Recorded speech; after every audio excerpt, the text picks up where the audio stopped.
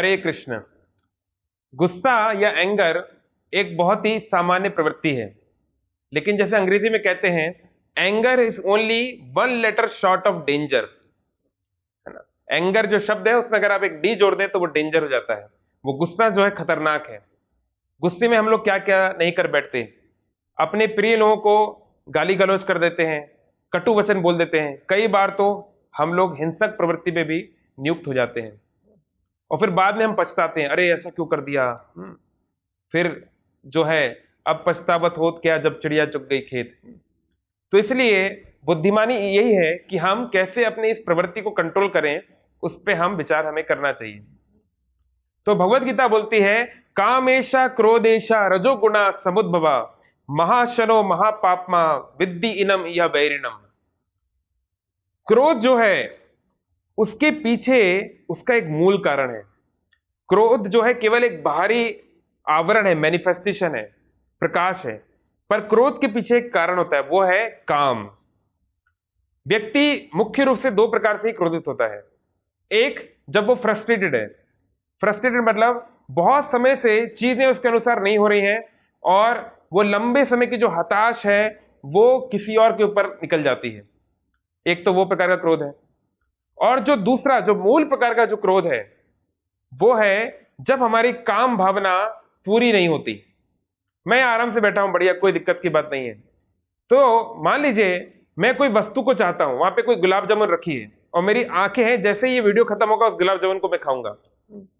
लेकिन मैं ये वीडियो रिकॉर्ड कर रहा हूं और कोई आके उसको खा गया, तो क्योंकि मेरी काम वासना है, मेरी इच्छा है, मेरा उस वस्तु से बंधन बन गया है कि ये मुझे चाहिए, तो जब कोई मेरे से वो ले लेगा, जैसे मान लीजिए मेरा हाथ है, मेरे शरीर का अंग है, कोई इसको खींचेगा तो तकलीफ तो होगी, गुस्सा तो आएगा ही। तो इसी प्रकार से जब कोई काम वासना के बीच में कोई वस्तु या कोई व्यक्ति, मान लीजिए उस व्यक्ति से मैं बहुत प्रेम करता हूं पर कोई और आके उसको ले गया, तो क्या होता है, जब वो व्यक्ति या वस्तु, कोई हमें उस व्यक्ति या वस्तु से दूर कर रहा है या हमारे मार्ग में आ रहा है, उस व्यक्ति के ऊपर हमारा क्रोध शुरू हो जाता है। तो इसलिए हमें पहले अपनी वासनाओं के ऊपर चिंतन करना पड़ेगा। क्रोध का मूल कारण वासनाओं में है। अच्छा, तो ये तो वासनाएं कैसे शुद्ध हो, तो इसके लिए तो हम पहले भी कई बार चर्चा कर चुके हैं कि भावना को शुद्ध करने के लिए भावना को कृष्ण से जोड़ना पड़ेगा। हमें भक्ति में सिंसियर बनना पड़ेगा, अच्छे से साधना करनी पड़ेगी। जितना हम अच्छे से भक्ति करेंगे हमारी भावना जो है शुद्ध होती चली जाएगी। लेकिन फिर भी टेम्परेरी कुछ समय के लिए हम कुछ चीजें कर सकते हैं। जैसे अगर आप किसी भी साइकोलॉजिस्ट से बात करेंगे, वो आपको बोलेंगे जब क्रोध आता है तो आप क्या कीजिए, आप कुछ बोलिए नहीं, बल्कि 10 से लेकर 1 तक उल्टी गिनती कीजिए, आंखें बंद करके 10, 9, 8, 7, 6, 5। तो धीरे धीरे क्या होता है, क्रोध शांत होता है। क्यों? शास्त्रों में भी इस बात को बोला गया है, साइकोलॉजिस्ट लोगों ने शास्त्रों से लिया है। आंधी आए बैठ गवाए। जब कोई आंधी तूफान आती है तो बुद्धिमान व्यक्ति को उससे लड़ाई नहीं करनी चाहिए। क्या आप तूफान से लड़ सकते हैं क्या? नहीं। बुद्धिमान व्यक्ति को किसी जगह सुरक्षित स्थान पर जाके संरक्षण लेना चाहिए, चुपचाप बैठ जाना चाहिए, क्योंकि आंधी तूफान ज्यादा समय तक नहीं टिकेगा। 10-15 मिनट 20 मिनट चलेगा, फिर चला जाएगा। इसी प्रकार से क्रोध की ये जो भावना है, ये जो इमोशन है एंगर का, ये इंटेंस होता है, बट ये लॉन्ग टर्म तक नहीं रहता। ऐसा नहीं होता व्यक्ति क्रोधित है, आग बबूला हो रहा है और वो 5 घंटे तक आग बबूला ही है, ऐसा नहीं होता। कुछ मिनटों तक वो चलता है, फिर धीरे धीरे वो शांत हो जाएगा। तो इसलिए जब हमें क्रोध आए तो हमें क्रोध को क्या करना चाहिए, डेलीगेट या डिले कर देना चाहिए।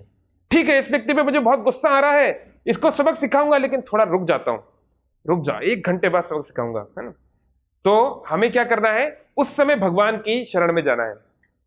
मैं इसको सबक सिखाऊंगा, लेकिन एक माला करके ठाकुर जी के सामने जाऊंगा, ठाकुर जी को बताऊंगा इसने क्या किया, और फिर मैं जो है इसके खिलाफ कोई कदम उठाऊंगा। तो इस प्रकार से भी अगर हम अपने मन को समझा पाए, देखिए बहुत अच्छा है, जो उन्नत भक्त होते हैं उनको तो ऐसा क्रोध आता ही नहीं।